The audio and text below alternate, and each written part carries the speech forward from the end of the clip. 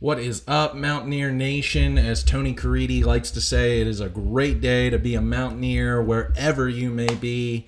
And for me, not only is it my birthday today, so really excited, but we are additionally celebrating the West Virginia Mountaineers for the second time in back-to-back years, being NCAA Baseball Regional champions, advancing to levels that this program has never seen before, going back to the Super Regionals again, awaiting the results of tonight's contest between the Arkansas Little Rock baseball team and the LSU baseball team down in Baton Rouge. If the Mountaineers if Little Rock beats LSU, the Mountaineers will be hosting a Super Regional in Morgantown this upcoming weekend. Otherwise, if the Tigers end up winning, being the nation's number 6 seed, West Virginia not getting one of those number 1 seeds, but even if they had, being ranked lower than the Tigers, they would still be going on to Baton Rouge, but still having a different location across the country,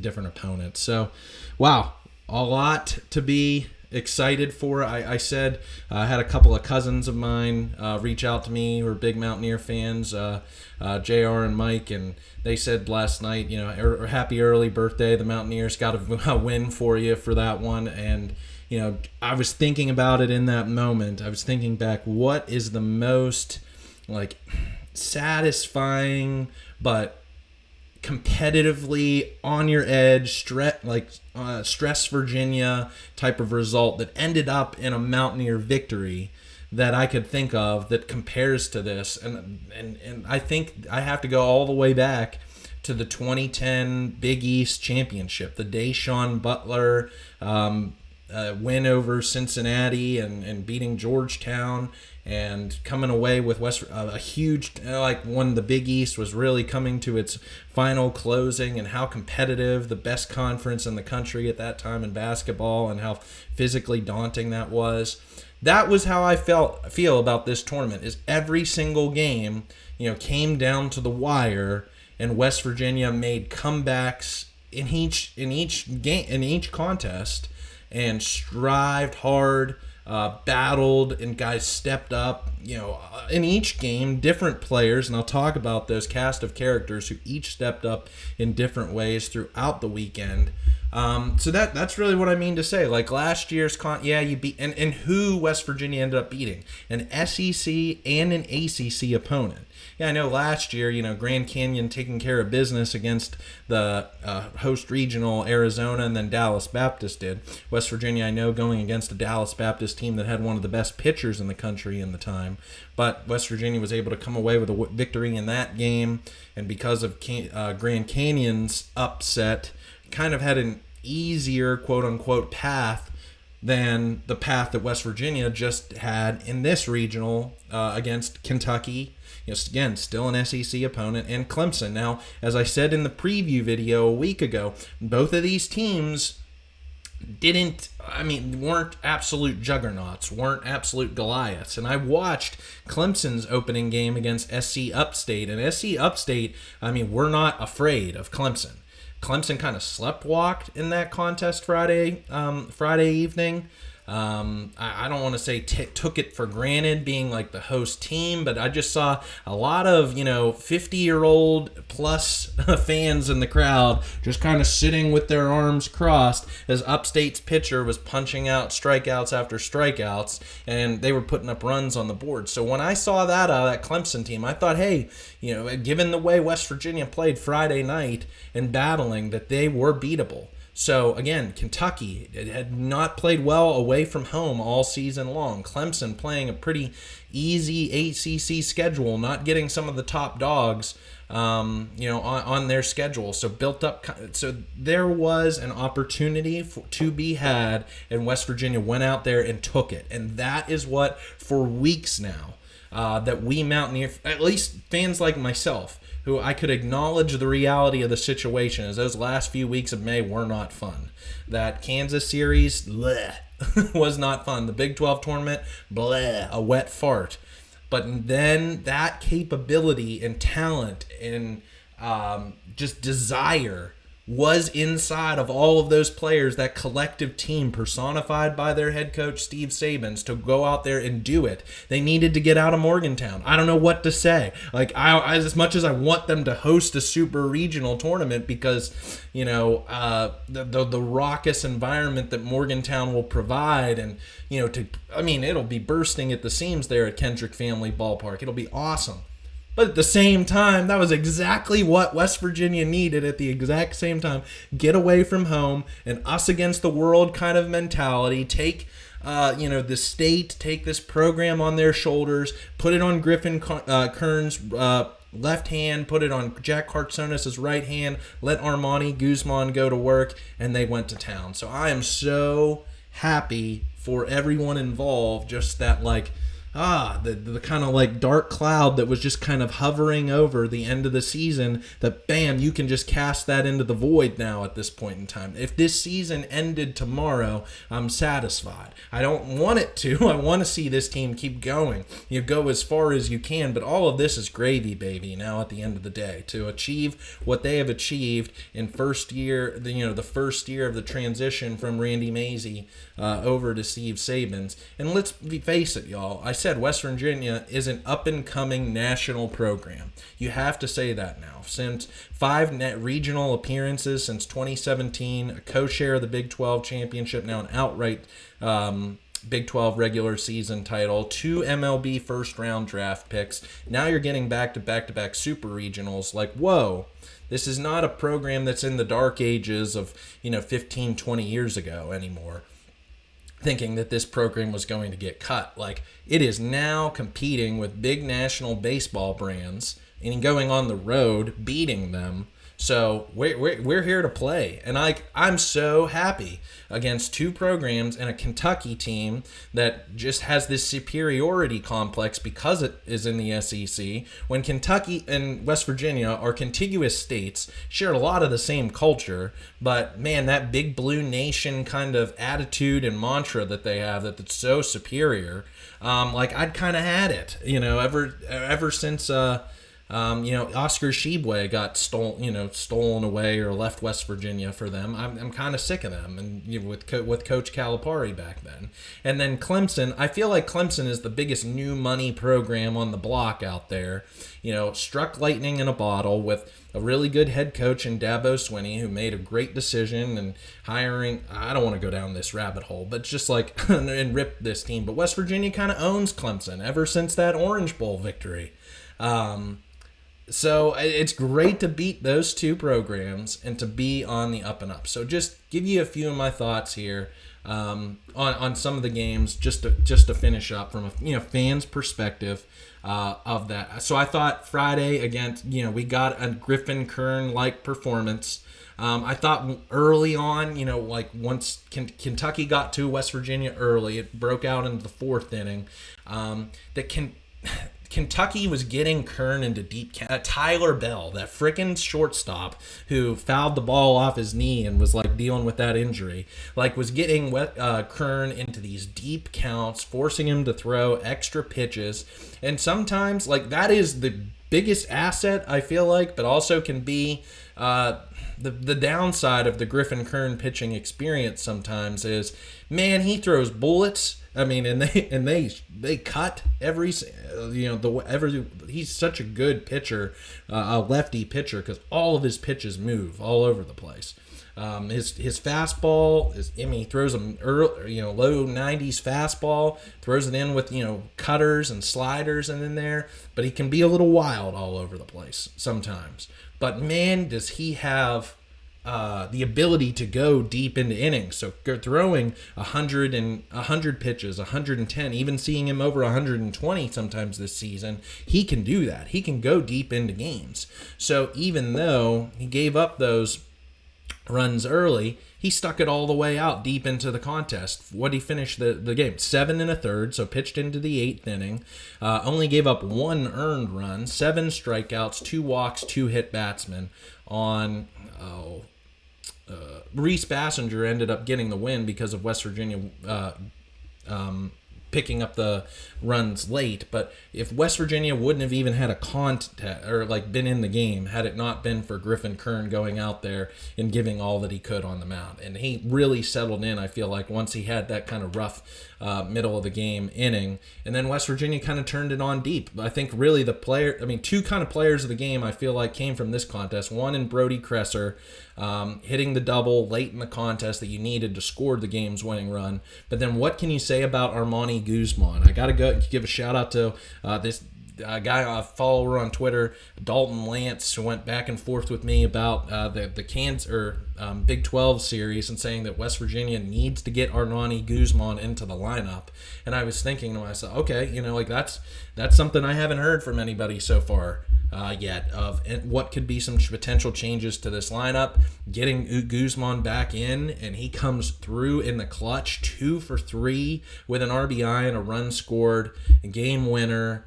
Parlayed that into an MVP performance for the regional in total. I feel like those guys just came alive for you when you needed it most in Friday's contest, which was a little more low. I mean, definitely lower scoring than what you would have had on Sunday. And then Reese Bassinger really closing it down for the Mountaineers, providing 1 2/3 shutout innings in relief, getting the win that you needed and closing it down. I didn't honestly think that Ben Cleaver for Kentucky was all that intimidating, all that daunting with all this stuff, and especially when West Virginia was able to get runners on base, it seemed like those runners were able to kind of stir him up a little bit inside and kind of throw him all over the place. Only had 1 walk and 1 hit batsman on the day, but I think that you could just tell when no runners were on base, Cleaver was much more controlled, much more in the game and owning.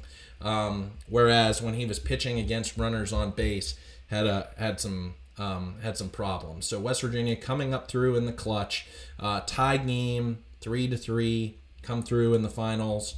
In the final inning to win 4-3 against Kentucky, putting them against a Clemson team that came up and defeated SC Upstate after trailing to them early in the contest. So first and foremost, for the Clemson game, what I was so thankful for was jumping on them early. Like, wow. Finally, I've been calling for this, I feel like, for weeks, is for against Aiden Kanak, one of the best pitchers in college baseball this season, Clemson's number 1 that they saved for this second contest, and West Virginia jumped on him early, scored 4 runs in the first 5 innings of the game. Now Clemson I will say, I was at a wedding during this game, so I was watching sporadically, and some of the moments, I guess, that were more hotly contested, such as Sam White's foul ball that hit chalk but was called foul. I didn't see that play. I was trying to keep up with the score and see here and there, pulling out my phone to watch on the ESPN app, but can't do that the whole time that I was out and about. But I did see the very end. So Clemson comes back, storms to take a lead into the 7th. West Virginia ties it back up in the 8th. Good, thank God for Armani Guzman, 5-5. Clemson, so Clemson came back to take the lead 5-4 in the 7th.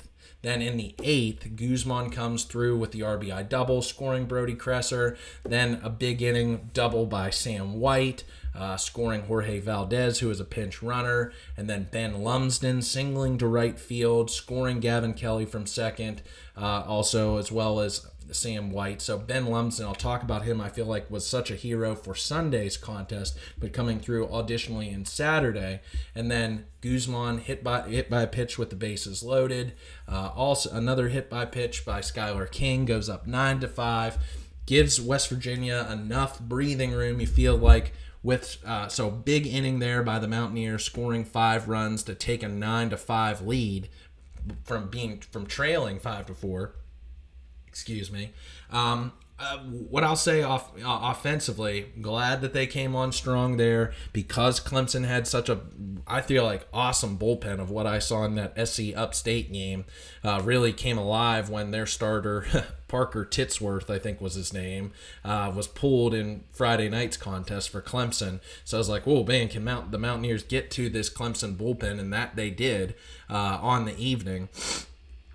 Sam White, huge in that one, 3 for 5 with 2 RBIs. Logan Save in one of his multi-hit games. Brody Kresser, once again, 4 for 5 on the night with 2 runs scored. Coming alive, and there in the 9th inning.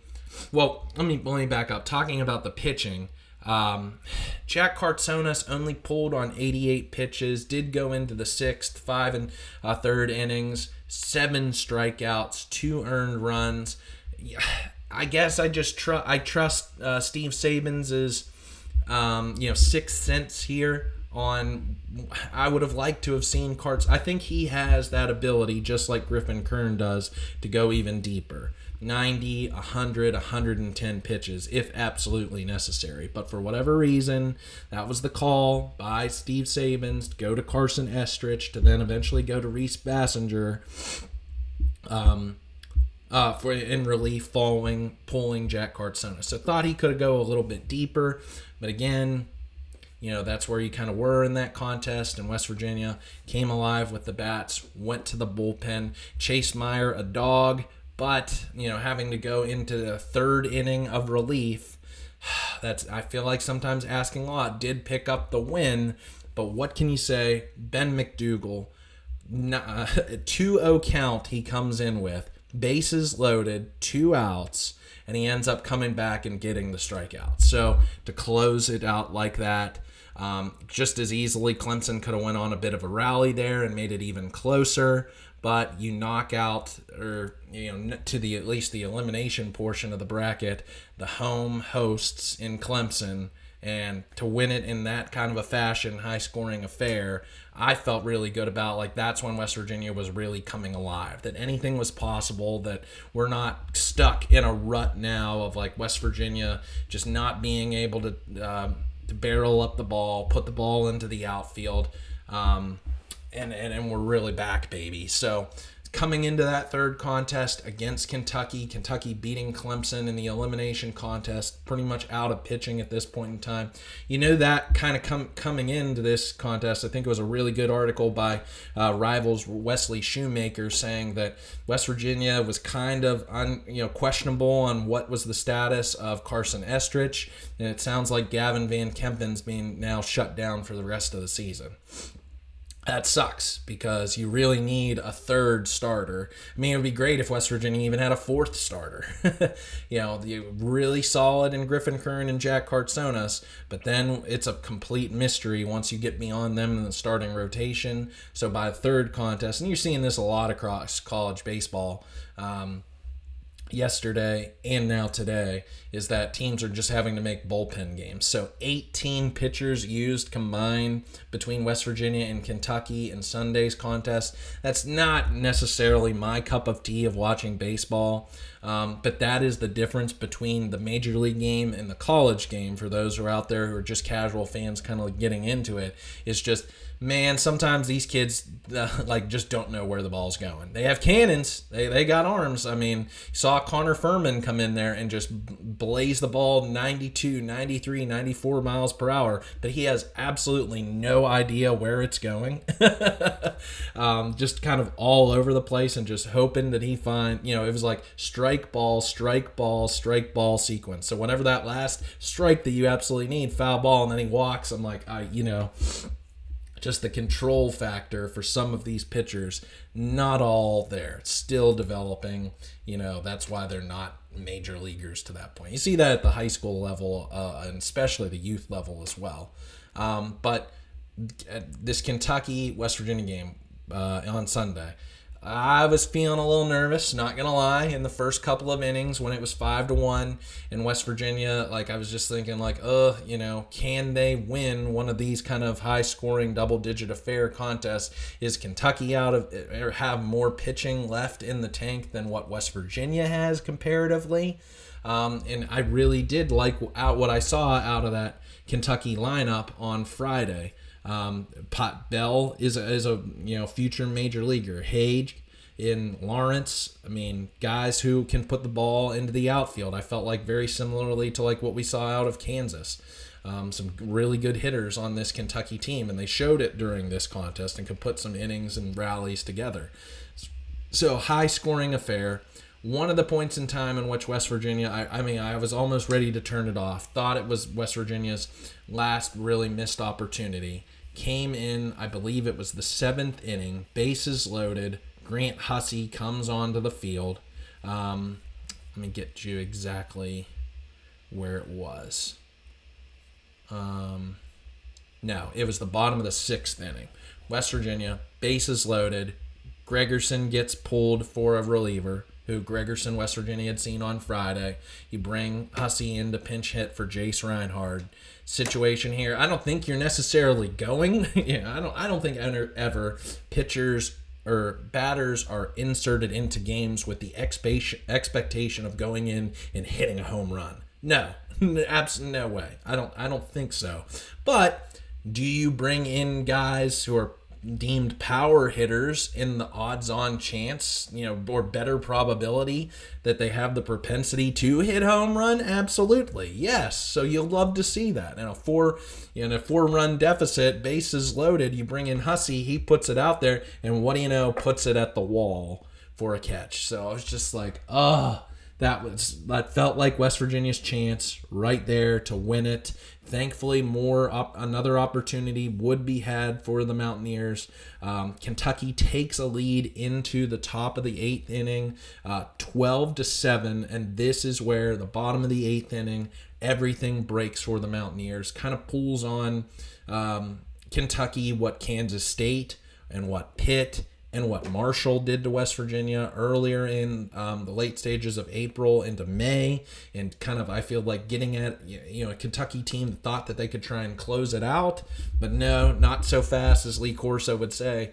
Awesome up by Gavin Kelly. I think he's a guy that it'll be very interesting to see what the Mountaineer program how they use him in future years, if he's going to be used as kind of the backup catcher to Logan Save, because Save's a junior, has another year worth of eligibility, or does Gavin Kelly stay in the infield?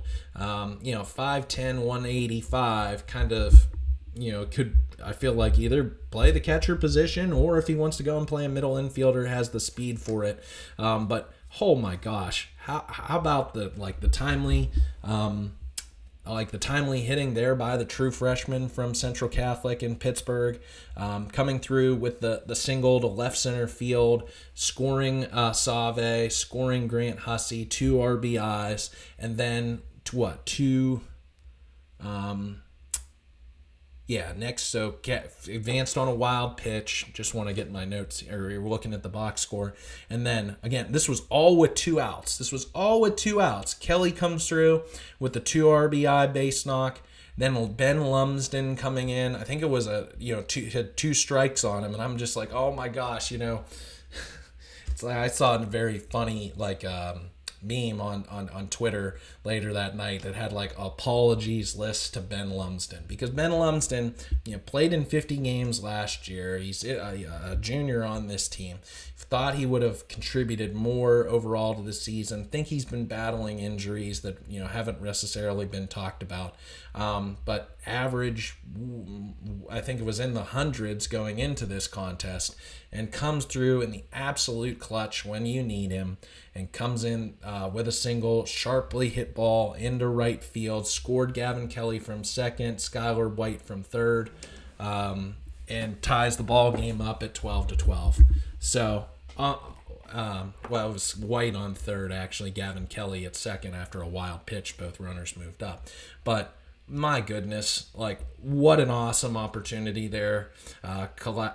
capitalized on by Ben Lumsden. So shout out to him. I mean, the laundry list, I feel like already of players that we've talked about. Guzman, Kern, Kartsonas, the guys who Brody Kresser, who went on in the rallies that happened during the Clemson game, then Gavin Kelly here, then Ben Lumsden. So just goes to show that it does. It takes a village, and especially on a baseball team, it's just not like one hit. One player can kind of take over any sort of a game, or just like you can.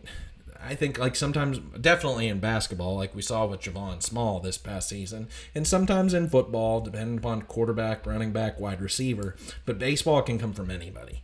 Anybody offensively, defensively can be like the hero who steals the show of that given game. So you have to have a ferocious, and we didn't even really talk about Kyle West. I feel like had more of one of the quieter series of the entire season for how hot that he had been coming into this regional. So others stepped up. That's what West Virginia needed, was for others to really be the secondary and tertiary scorers and producers for this offense, and they did.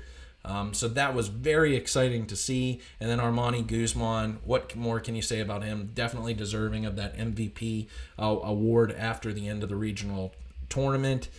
Coming through with the RBI single to center field, scoring Jorge Valdez, who was pinch running, and West Virginia got Griffin Kern to have a Derek Clark-like save situation on just 2 days rest, coming in there and closing it out, getting the save for the getting the win. So 2 wins on the series for Griffin Kern, coming out, closing it out in the 9th. That's all. I love that. I love that West Virginia, Steve Saban's made that motion, went to him. In Kentucky, I'll give it to their manager, Mingione. Really, I felt like lost with grace. I'll give it to that program. Clap to them. Really battled hard. Wasn't like anything that wasn't, it's like a chirping kind of situation like you see with some other programs like Tennessee out there, if you've been watching college baseball through this season, or Georgia, that like, man, just a hard-fought game, hard-fought series from 2 highly competitive teams, and it thankfully went on the side of the old gold and blue that day, both on Friday and on Sunday. So West Virginia sweeps, goes through 3-0 on to the Super Regionals, and again will await either Arkansas Little Rock back in Morgantown, or will be going on the road to face the LSU Tigers, the nation's number 6 seed, down in Baton Rouge later this weekend. So, man, I feel great. How you feeling? What were some of your favorite moments from this weekend in any given in the games? Because all 3 were incredibly entertaining. If you love baseball, specifically college baseball, this was entertaining from start to finish. Had you, again, stress Virginia in every single game down to the very finish. So thanks for tuning in, everybody. Hail West Virginia. Love to know your thoughts, feelings, good, bad, or indifferent. Tell your friends, tell your family, dog, that I do this each and every week, and I have a lot of fun doing it. So have a good one. Thanks for tuning in. Let's go.